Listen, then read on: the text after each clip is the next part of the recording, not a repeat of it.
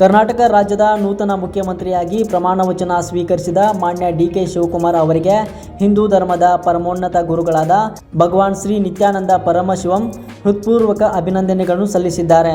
ಕರ್ನಾಟಕದ ಅಭಿವೃದ್ಧಿ, ಜನಕಲ್ಯಾಣ ಹಾಗೂ ಸುಶಾಸನದ ದಿಕ್ಕಿನಲ್ಲಿ ಹೊಸ ಅಧ್ಯಾಯ ಆರಂಭವಾಗುತ್ತಿರುವ ಈ ಮಹತ್ವದ ಕ್ಷಣದಲ್ಲಿ ರಾಜ್ಯದ ಜನತೆಗೆ ಸೇವೆ ಸಲ್ಲಿಸುವ ಜವಾಬ್ದಾರಿಯನ್ನು ಹೊತ್ತಿರುವ ಡಿ.ಕೆ. ಶಿವಕುಮಾರ್ ಅವರಿಗೆ ಶುಭಾಶಯಗಳನ್ನು ತಿಳಿಸಿದ್ದಾರೆ.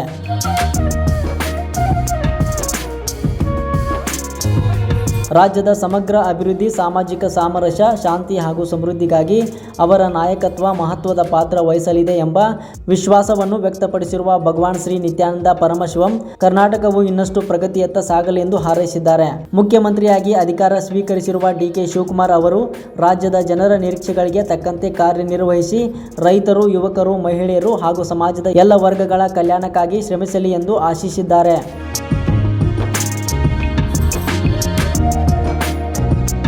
ಈ ಸಂದರ್ಭದಲ್ಲಿ ಮುಖ್ಯಮಂತ್ರಿ ಡಿ.ಕೆ. ಶಿವಕುಮಾರ್ ಅವರ ರಾಜಕೀಯ ಜೀವನದ ಈ ಮಹತ್ವದ ಮೈಲಿಗಲ್ಲಿಗೆ ಅಭಿನಂದನೆ ಸಲ್ಲಿಸಿರುವ ಭಗವಾನ್ ಶ್ರೀ ನಿತ್ಯಾನಂದ ಪರಮಶಿವಂ ಅವರ ಅವಧಿಯಲ್ಲಿ ಕರ್ನಾಟಕವು ಅಭಿವೃದ್ಧಿ, ಶಾಂತಿ ಮತ್ತು ಸಮೃದ್ಧಿಯ ಹೊಸ ಎತ್ತರಗಳನ್ನು ತಲುಪಲಿ ಎಂದು ಶುಭ ಹಾರೈಸಿದ್ದಾರೆ.